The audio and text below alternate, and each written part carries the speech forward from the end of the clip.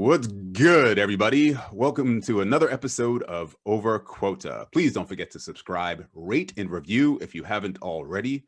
Tell a colleague, tell a friend, tell a neighbor, tell anybody that is growth-minded and wants to get better at this craft we call sales. And like always, the J. David Group, which is my company, is sponsoring this podcast. My company builds relationships with senior sales leaders and introduces them to ambitious startups who are ready for the next stage of growth. Go to theJDavidGroup.com to learn more. Now, this podcast is also now being sponsored by Allego.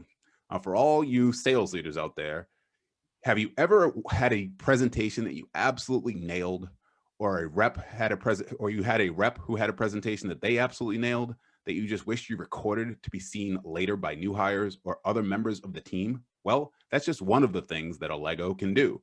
Not only does it allow you to record the best content for practice, collaboration, and feedback, but it gives you a way to organize all of your best content in one place so it's easily accessible to help improve sales performance for everyone. I'm a little bit nervous reading that, and you'll know why in a minute. We'll get this person's, and we'll get my guest feedback. But if you want to know more, you can email me at web@theJDavidGroup.com so I can personally introduce you to someone who will take care of you. Maybe it'll be that voice that you just heard. Maybe it'll be somebody else. The reason why you heard that laughter and why I'm nervous a little bit about reading that is because my guest today happens to be the co-founder and president of Allego, Mark Magnacca. Overall, Mark has spent the last 20 years helping sales leaders shorten sales cycles and distribute their best ideas. He is also the author of the best-selling book, So What? How to Communicate What Really Matters to Your Audience. How to communicate what really matters to your audience. His work has also been featured in numerous media outlets, including CNN, Fox TV, the New York Times, and the USA Today. Now, prior to co-founding Allego, Mark founded Insight Development Group, a leading sales and presentation firm specializing in the financial services industry. As a former financial advisor, Mark brings a unique perspective to the world of consultative selling, which is primarily who my audience is. Mark, welcome to Over Quota. Jay, glad to be here. How did I do, by the way, with that Allego pitch, if you will? And why don't we just jump into that? Talk to me about what Allego does and your primary role. That's great. No, you really nailed it. I don't have a lot to add to that, to the setup that you had, other than to say to people who don't know what Allego is, do you know how so many times, as Jay mentioned, you hear another sales rep deliver something, or there's a magic to the way people communicate an idea. Allego started really as a way to be able to capture the best ideas from your peers and be able to easily replicate them in the palm of your hand using a mobile device. And so that was the beginning, but to the point you made, it's really evolved now to doing so many other things as a sales enablement platform. So we call it sales learning and enablement, but for so many of your listeners, they'll understand that the definition now of sales enablement really includes everything that's designed to help get salespeople ready to sell. And Jay, for many of the people that you work with, particularly on the candidate side, help them get ready to deliver a great interview to the people that they're seeking a job from. So a lot of the same process, as you know, on the recruiting side for preparation relative to an interview, it's the same exact concept, because what are you doing? You're selling your most important product, yourself. Yeah, it's funny, actually, after doing so much work and working with you guys so much, I record my interviews that I do with my candidates. And I started thinking about maybe sharing those interviews with the candidates post our interview and having them grade themselves. And then we can sort of get back together and say, watch out for these certain elements of the interview that you and I just had, for clear and conciseness, ability to answer the question directly, like those types of things, because this video medium and the way that we can actually share information back and forth is just phenomenal. So obviously a product like Allego is huge. Let me just take that one for a second, Jay, because you just said something really important here. There was a book by Dan Rather many years ago called The Camera Doesn't Lie. And one of the things I like about what you just said is that for so many people, it's hard to receive constructive feedback. right? Particularly if you made a mistake, and it's hard to think like, I don't want to make any mistakes. Instead of realizing, no, it's okay to make a mistake. That's how you get better. That's how children, all of us, learn to walk. You fall down, you get back up. Like, that's how you learn. There's a difference though in learning in the preparation part of this, which is what you just described, and having somebody that I trust like you who has a vested interest in my success. Why wouldn't I listen to you if you said, hey, you said the word like, 50 times? That's going to annoy people. And if you're unaware of it, you need to become aware of it. So I want to just, sort of right from the get-go here, in the spirit of the book, So What, start to call out, these are the kinds of things that can make a huge difference for you in this process. That's right. That's right. Well, let's just back up for a minute and talk to me about your role right now at Allego, and then I want to go back even further and get the Insight Development Group story. I'm sorry, Jay. Go ahead. I just had a little technical glitch there. Oh, no worries. So I wanted to zoom back out a little bit and get a better understanding and give our audience a better understanding of your role at Allego. And then also we'll zoom back out even further because I want to learn more about your time at Insight Development Group. Sure. So my role at Allego is I'm the president and co-founder of the company. My co-founder, Yuchan Lee, and I started the company back in 2013. And as a practical matter, right from the very beginning, Jay, it was clear to me that part of the magic between my co-founder and I is he's an extraordinary CEO. He was at his previous company on so many different levels. He's not just a systems thinker, but he's someone who I liken it to, when I've read about Mozart, they said Mozart was a guy that could hear the whole symphony all at once.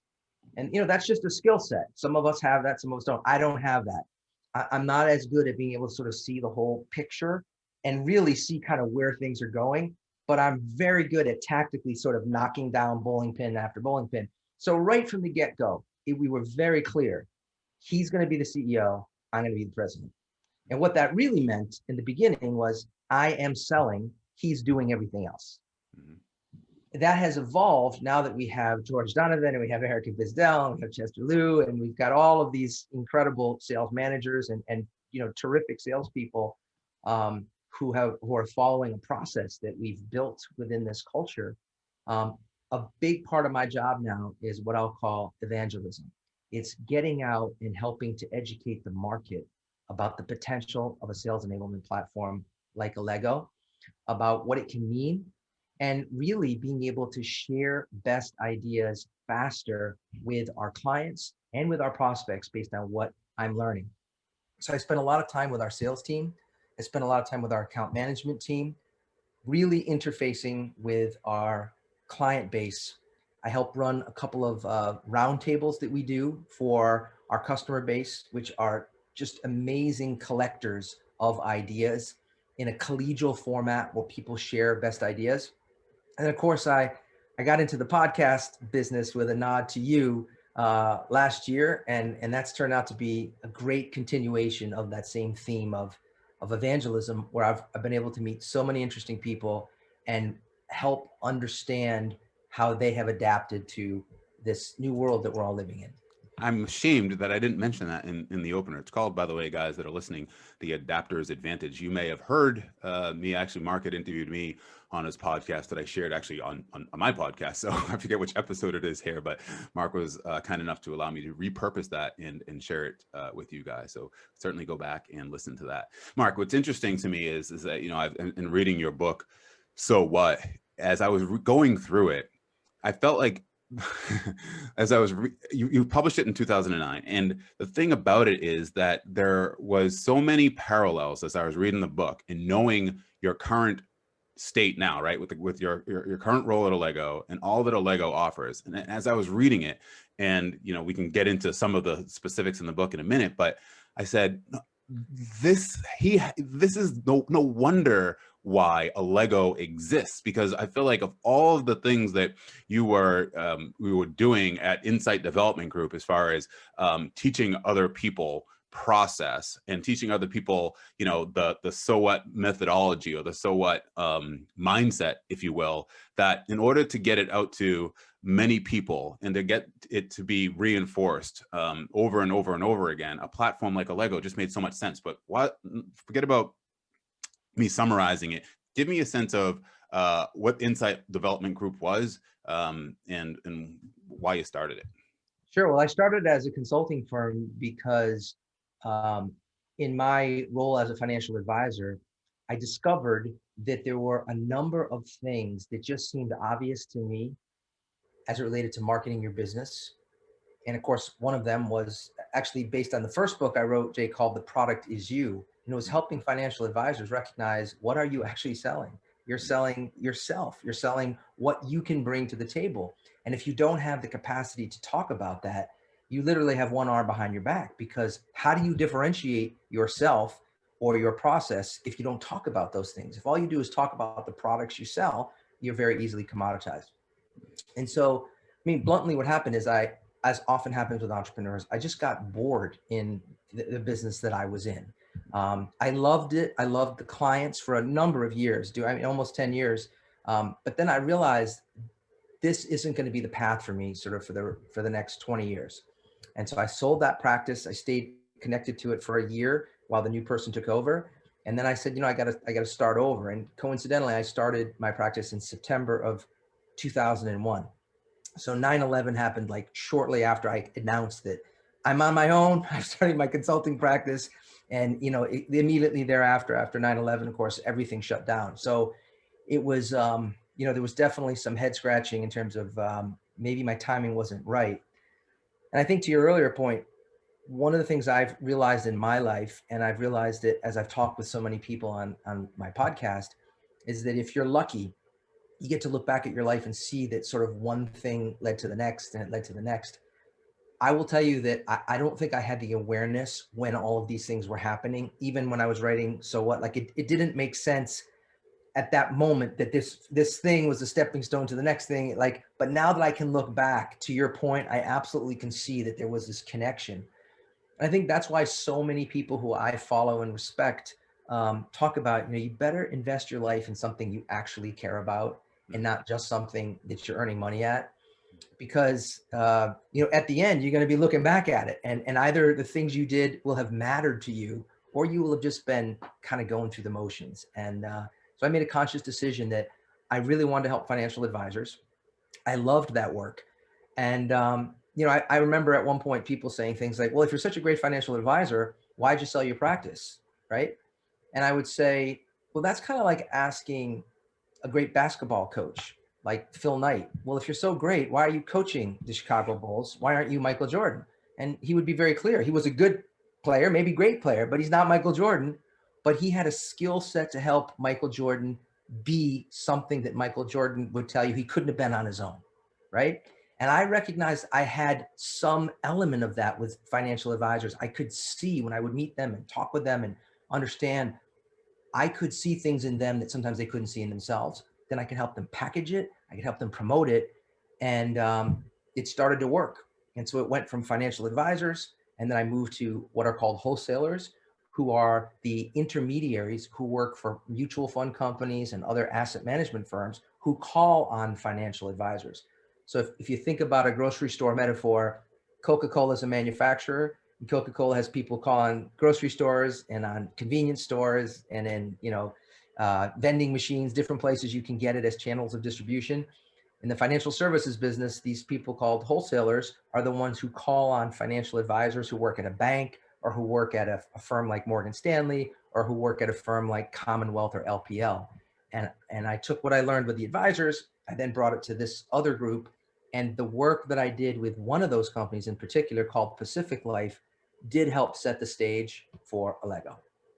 And then what did those early trainings look like for you when you first started going? Was it something that you created and packaged in a structured way and one by one and did it? Tell me a little bit about that. Yeah, I mean, what's interesting is, the first book I wrote, The Product Is You, it literally was, I had these different segments in what was then a workshop. So like an 8-hour workshop or a 2-day workshop.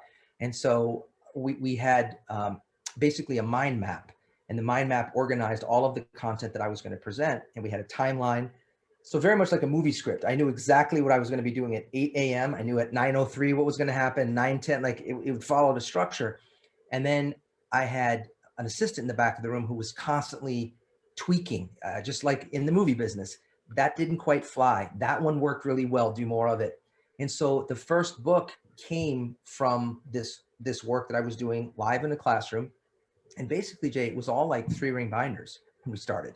Mm. And then what happened is about the time iPads came in, I started using video heavily. Mm. And I'm one of these people where it's sometimes annoying to watch a movie with me because I can't watch a movie and not think like, I can use that. I need that clip. That's perfect for what I'm trying to communicate right here.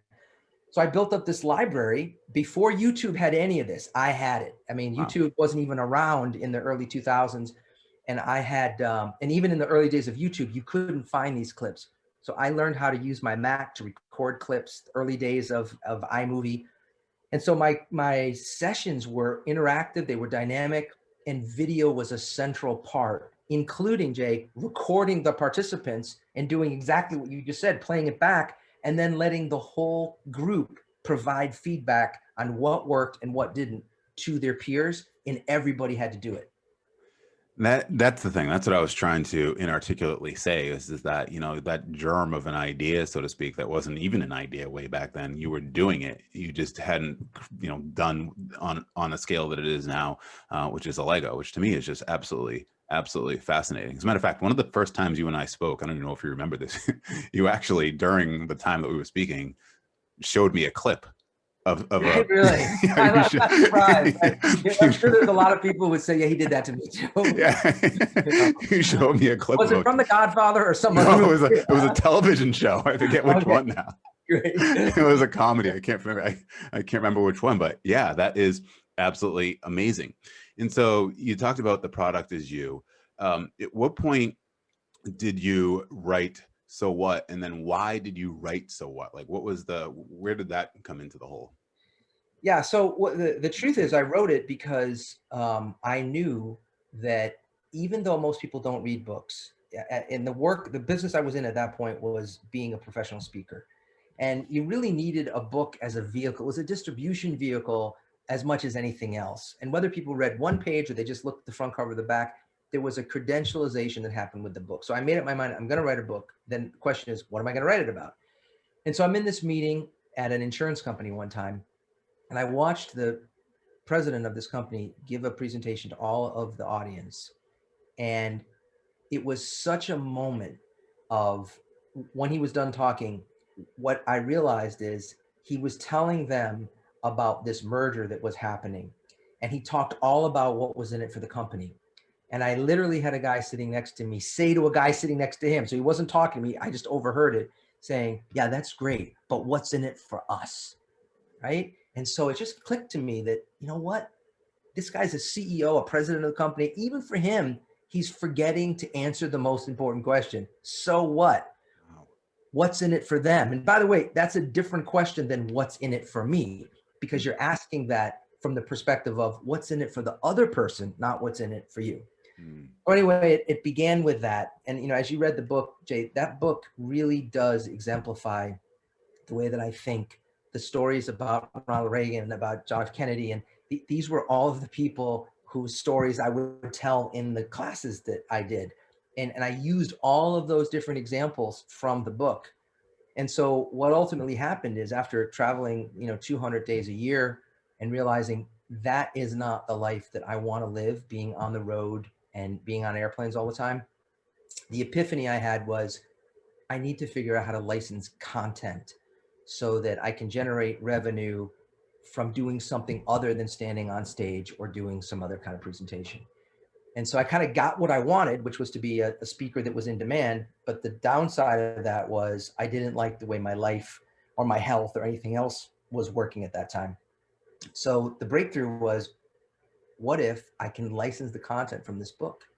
And that's ultimately what happened. I was able to take the book, turn it into content that, here's how beautiful this was. It was for benefit of wholesalers, but it was for them to bring content to advisors, which, by the way, I knew the content worked with advisors because I had been using it myself with them. Right. And I said to them, you don't have to be, you don't have to do what I do. All you need to do is do this 15 or this 25-minute version of the content. And so what happened for the folks at Pacific Life at this time, they were trying to expand their distribution, that they called up and said, hey, can we come in and talk about our new product that Pacific Life is offering? The answer was no, we got plenty of products, like someone going into the grocery store and say, do you need another thing on your shelf? But instead, if they came in and said, hey, how effective are your advisors at branding themselves? And could they use a succinct way to articulate what they really do to quantify the value to prospects and clients? Oh yeah, actually, that's interesting. So they got then invited into these other meetings. And at the peak, we had over 100 people who had been certified by me to go and deliver this message all over the country. And this went on for years. That's incredible. One of the things that you mentioned in the book that really drills home the sowet mindset, and something that helped you from that point forward, was your meeting with was the name Jeff Goldberg at EMC. Yeah. Tell me about that. Well, in the same way, Jay, that I said to you at the beginning of this, that your capacity to give someone blunt feedback, but have them know that you're doing it the way that a coach does it. And the coach is giving you blunt feedback because they want you to win. And they obviously see something in you that's capable of more than the performance you just delivered, whatever that might have been, right? So what was unusual in the case of Jeff Goldberg is that he called me into his office and he said to me, before I put you in front of my people, this had never happened. Here I am, a professional speaker, member of the National Speakers Association, with all my bona fides as it is. And he says, but before you get in front of my people, I want you to do your presentation right now for me. And I'm thinking, wow, I'm not really ready to do this. And, then you sort of start to think about, well, if you're not ready, this is your presentation. Is it not? Have you done it before? What do you need to do to get ready? Right. So he was that kind of guy. So he's, no, go ahead and do it right now. So I did it. And he was very stone-faced through the whole thing. He just let me finish it. And he said, okay, so do you know what's wrong with this presentation? And I said, no, I don't actually know what's wrong with it. Why don't you tell me? And he began to tell me what was wrong with my presentation and what I had missed. And the truth is, Jay, I fell into the same trap that so many people fall into. I was lacking in curiosity. I didn't ask enough questions. I didn't know what they had already been exposed to. And he basically said, I want you to succeed. I'm paying you to come do this, but you need to know this information and that information and weave it in order to speak like a native and not a tourist. Otherwise, these guys are going to tune you out. And that was a shocker to me. And the crazy thing is, the presentation that I revised after getting feedback from him, and I went back and did it again. And he's like, now you got it. I literally did that presentation, I kid you not, for almost 10 years. And every time I tried to tweak it and every time I tried to, improve it, we just kept coming back to the one that Jeff Goldberg had basically signed off on. That is incredible. Again, what's fascinating is that you're giving those presentations. You gave them for 10 years. And again, as I was reading that story and then fast forwarding to the Allego, is, what happens when Mark Magnacca packs up his bag, so to speak, gets back on the plane and goes home. Those sellers are left with the memory, right? But they're not necessarily left with all of the content in the way that you delivered it, right? That's right. That's right. So it's interesting what I ended up doing, Jay. And again, these were innovative ideas. It's sort of, now it's common, or more common, I should say. But for example, after those people from Pacific Life gave my presentation, they gave their version of my presentation. And I will tell you, there were some of them who delivered it as well. And in some cases, literally better than me, because they did it multiple times a day. They were doing it really, and they were very good. But what we did is we created a website. So at the end of this session, to your point, we'd say, if what you heard here is of interest and you'd like to learn more about how to apply this idea in your business, here is the template that you can download. We had 3 or 4 cool things for them to download. Just go to this website, put in your email, and you can have access to it. So what I then did, this is, I didn't do it at the scale of the tech industry out in Silicon Valley, but in a very small way, I started selling analytics because I said, I will sell what I'm collecting from the database with these names, and I provide them back to them as part of my agreement. So then they said to me, something must be wrong because you keep sending us names of people who supposedly were in the audience, but they're not in the master database that we are getting from the firm itself. So for example, a wholesaler delivers a presentation at Morgan Stanley, and there's supposed to be, X number of people, let's call it 50 people.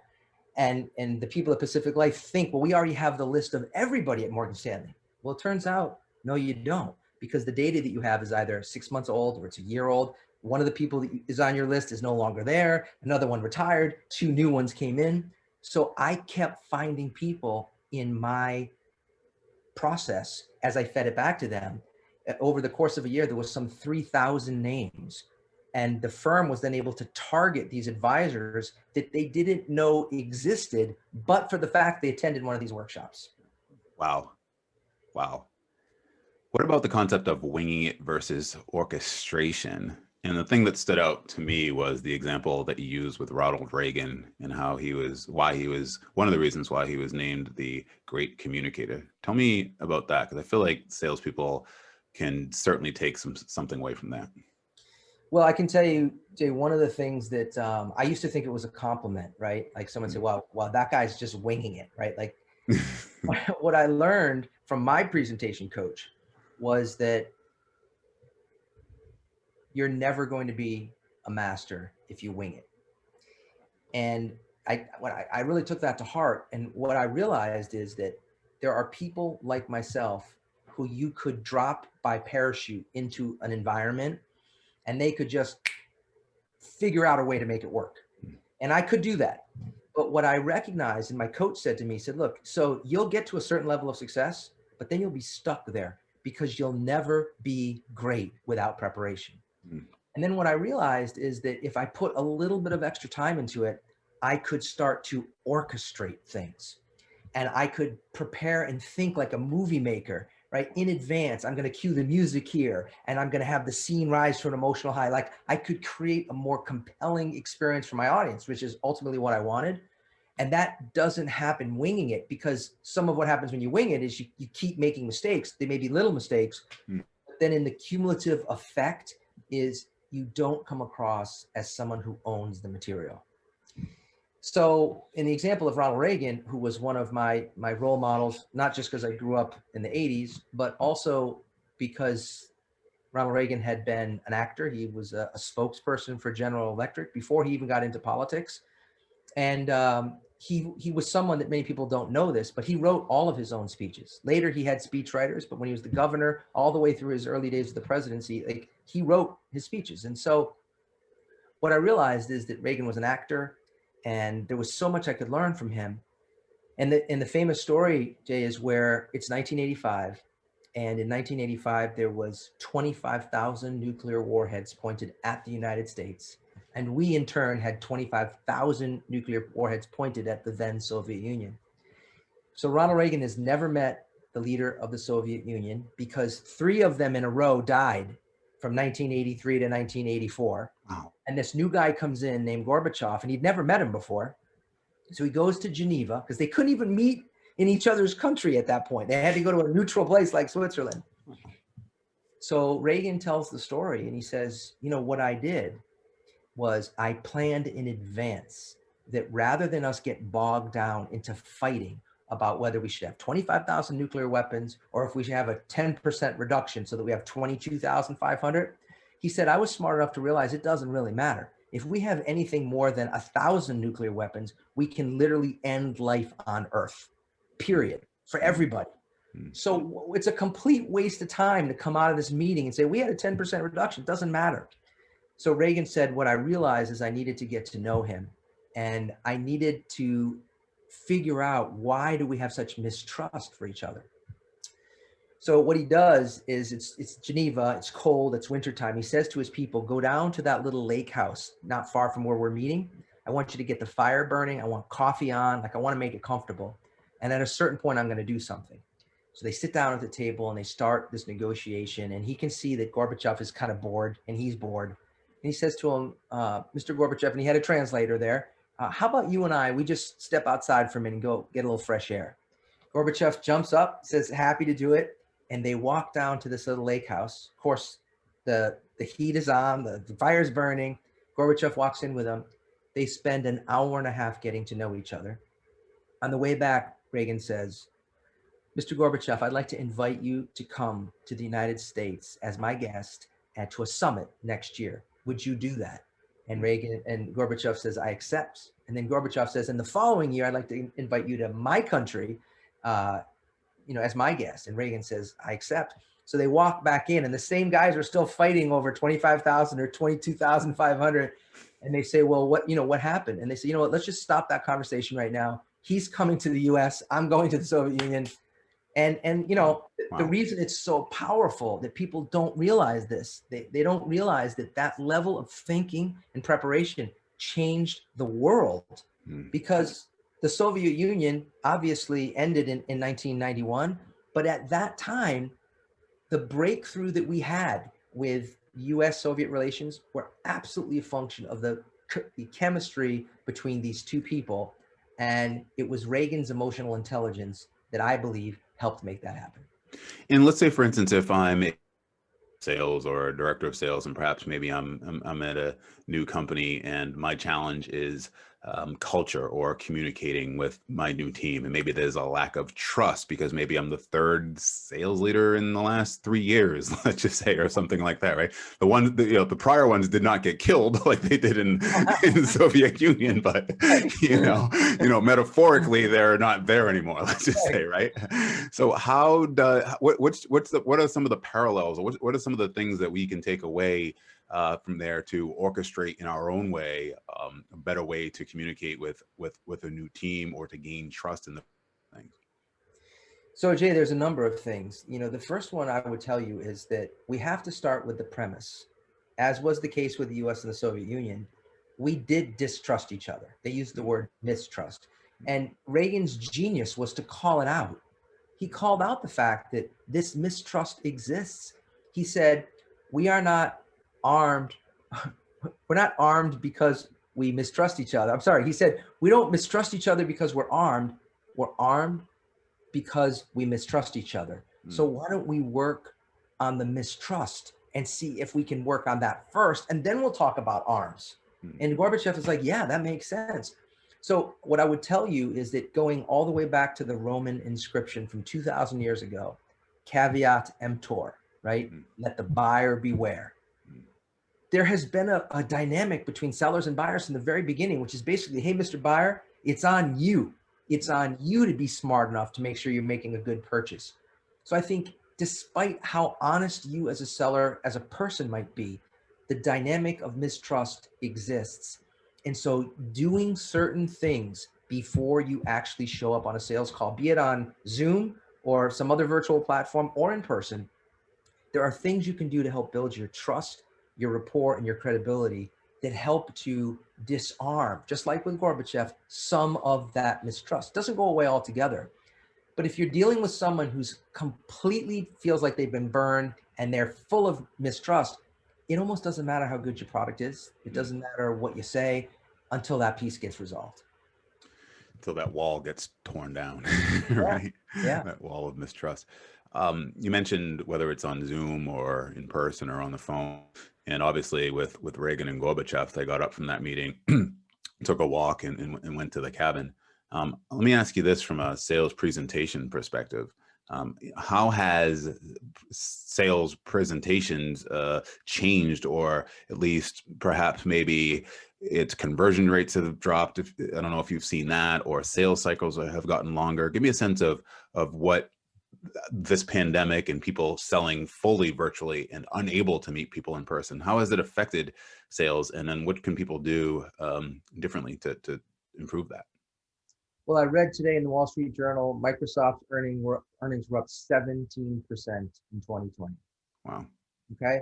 So here's the first thing, Jay. This has not been an equal opportunity plague, which is a phrase I borrowed from HBR professor Frank Cespedes, who was a recent guest on my podcast. I just love that. He's like, it's not been an equal opportunity plague. It's been awful for some businesses, and it's been an amazing thing for many others. And the truth is, for most SaaS businesses, particularly those who support with tools, platforms, and infrastructure, virtual selling, it's been an unbelievable boom time. Obviously, companies like Zoom have been the most public about that, but for lots of other companies.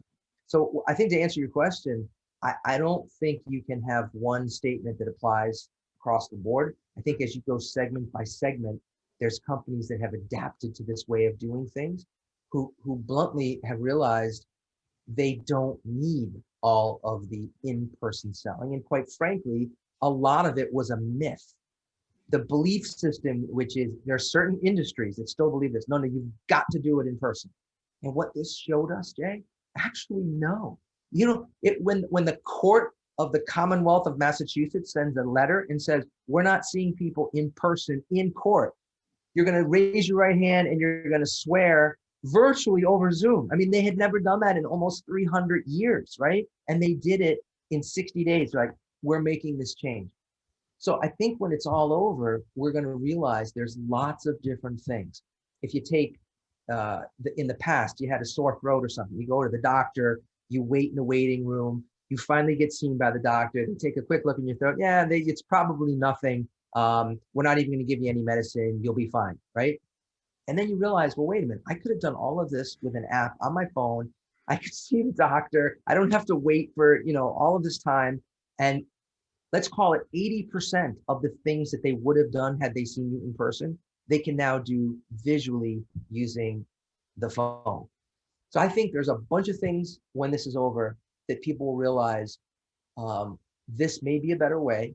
This certainly will be a way to augment it. And I can tell you at Allego, our belief system right now is that we will go back to the office, but the office will not be like it was in 2019.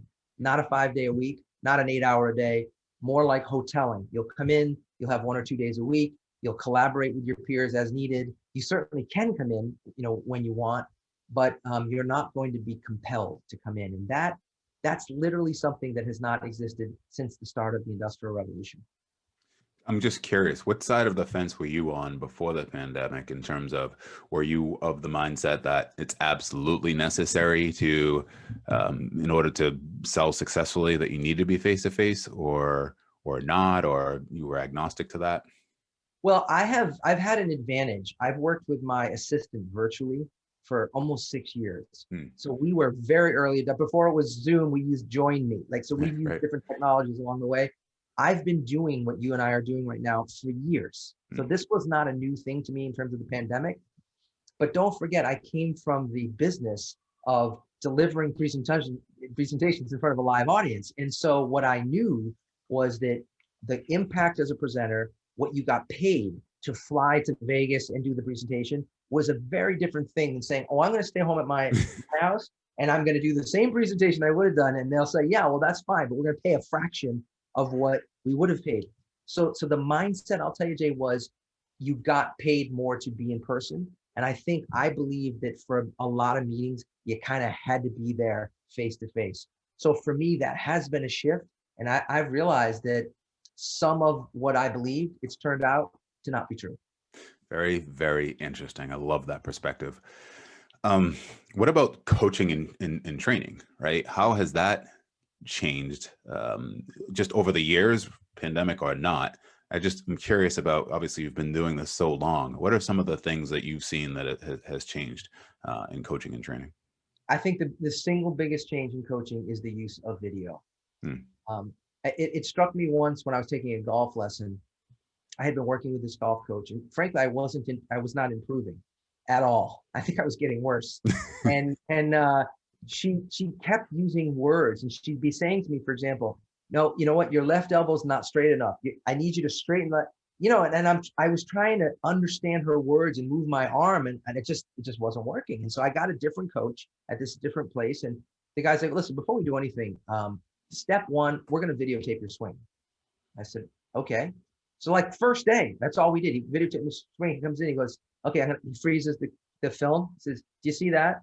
I go, uh-huh. He goes, there's your first problem. He goes, there's other problems, but that's the first one we're going to work on. And so I recognized right at that point, that the power of video was unique in the realm of coaching. That's number one. Number two, what I've also concluded, having done this for a long time now, is that for most of us, I don't want to be interrupted and coached in front of the customer by my manager, right? And the problem is, Jay, the way that it worked before the pandemic, at least in the industries, many of the industries we serve, manager does a ride along with you, the sales rep. You guys finish an appointment, then you go to a Starbucks or something and kind of casually over, let's review what worked there. I think your opening was a little okay. You seemed a little bit halting on the product, but then I think you recovered okay. And now let's get on to our next one. That is almost useless as actual coaching feedback that you can do something with. Whereas with what we have today, with what we call at Allego call coaching, the ability to record your call and start the meeting by saying, okay, Jay, we're going to be doing some feedback now on the call you just had. So let's start with this. In this graph, blue is the amount you talked, red is the amount of time the other person talked. Do you see more blue or red? Right? Oh yeah, it's like 80% blue. All right, so let's start with that one, right?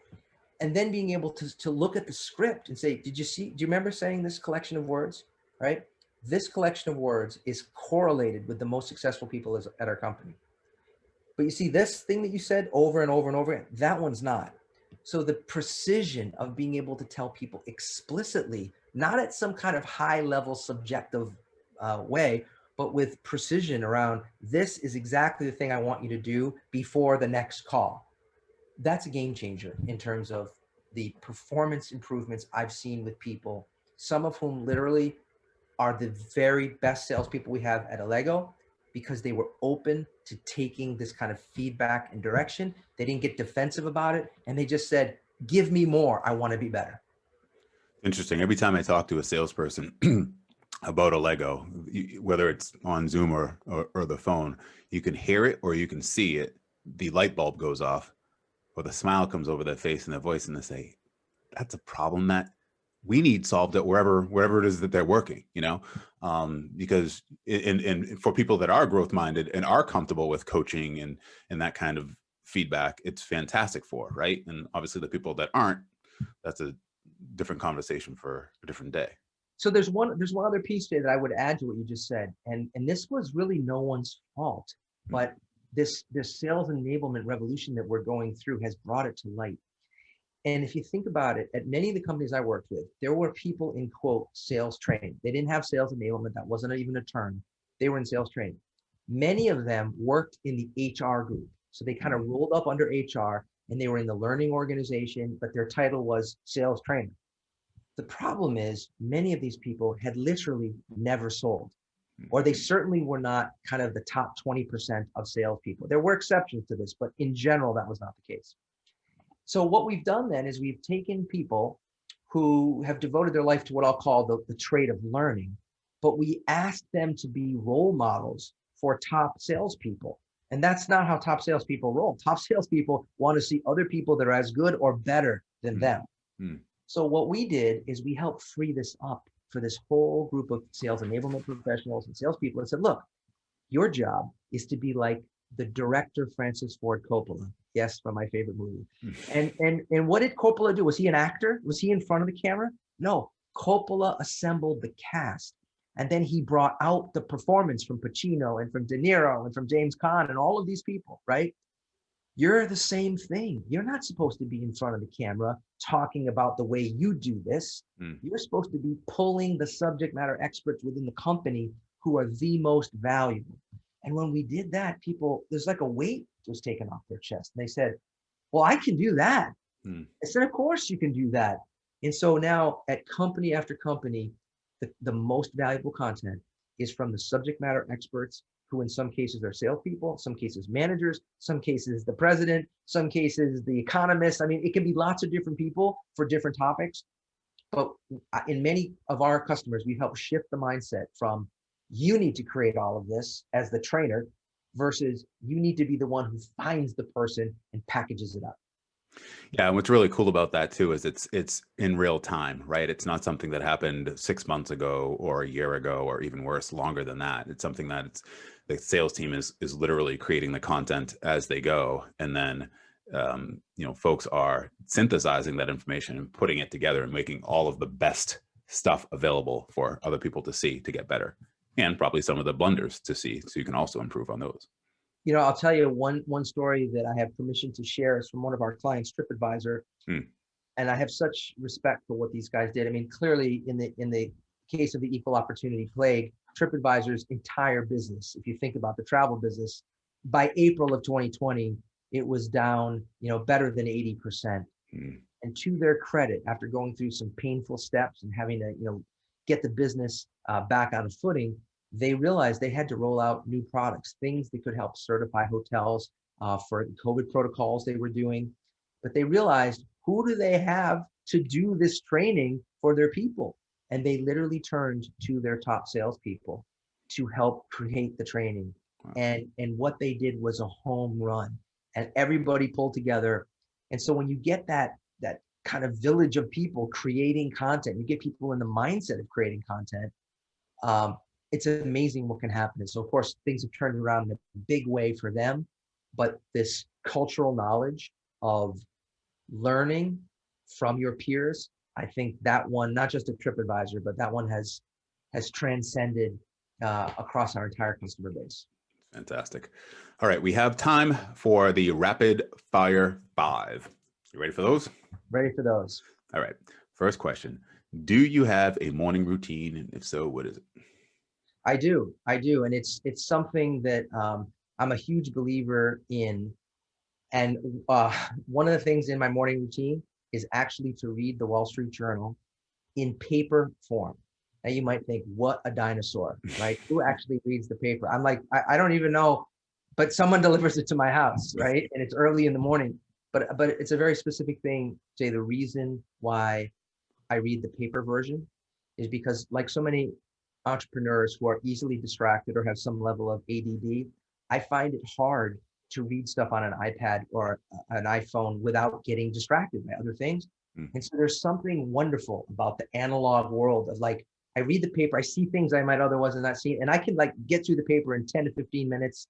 And usually almost every day I find something interesting that I then create a PDF of, and I'll use that to distribute to a certain group of people. So that's one of the things. And then the other thing that I've taken up as part of my my post-pandemic time here is swimming in the morning. And man, that has turned out to be just a great way to start the day and be ready to hit the ground running at 8 o'clock. Sounds like a good way to start the day. Two things that you reminded me of. When I first started taking golf lessons, I had the opportunity of having my lessons recorded as well. And at first I didn't. And I can tell you for sure that the video lessons are fantastic. That's number one. Didn't get much better, but that's a whole mindset thing, I think. Yeah, exactly.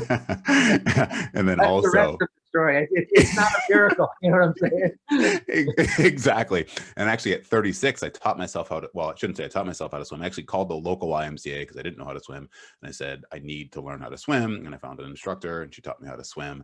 And so the whole goal was to do exactly what you just said. My problem is that because I'm still not all that competent, probably on the same par as being a golfer, when I get to the deeper part of the pool, I start to panic.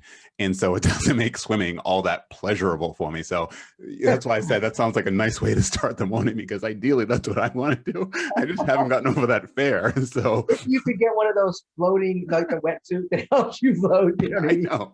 Oh yeah, absolutely. Believe me, when I had kids, I started, thinking about maybe borrowing one of their type things. Bubble, right? Yeah. So now they're perfectly great swimmers, of course.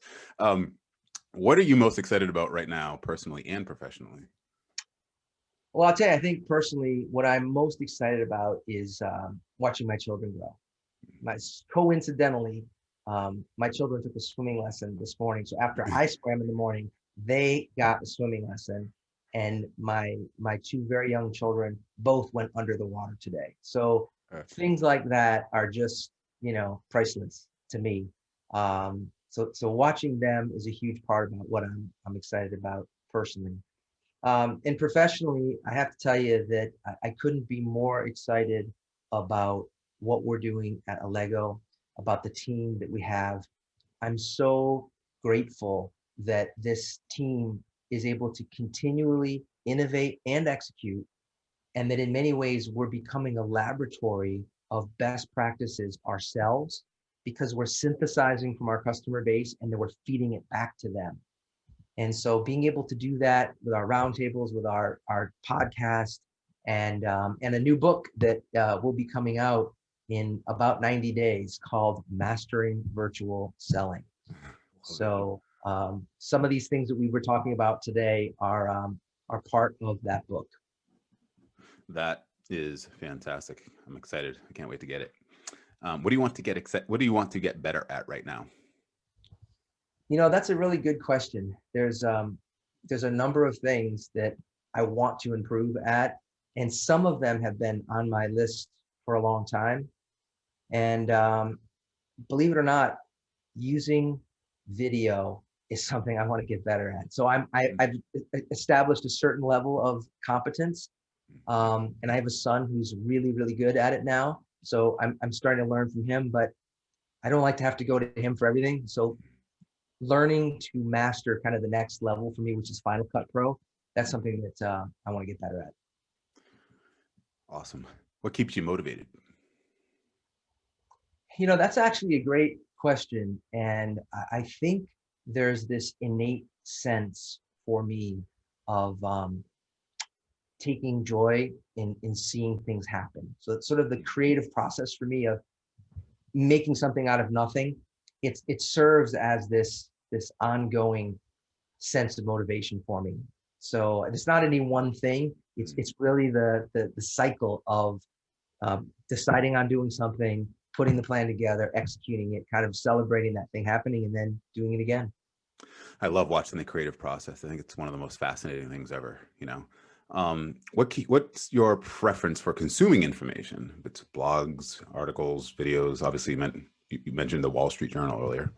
Yeah, so it's reading. No question, reading is a big part of it, but video and audio. And I actually listen to a lot of Allego videos. So I'm not commuting now, but when I was commuting, I would listen to literally 10 Allego videos on the way to work. So like I would get there, and it was so great to be able to say, like, when we were interacting in this meeting, I heard that one that you just put out yesterday, and so sort of like an Allego a day. And that's one approach. And then definitely the Audible and the podcast stuff. I even have a thing to swim with now, where your Apple Watch with waterproof headphones to swim and listen at the same time. I like doing that.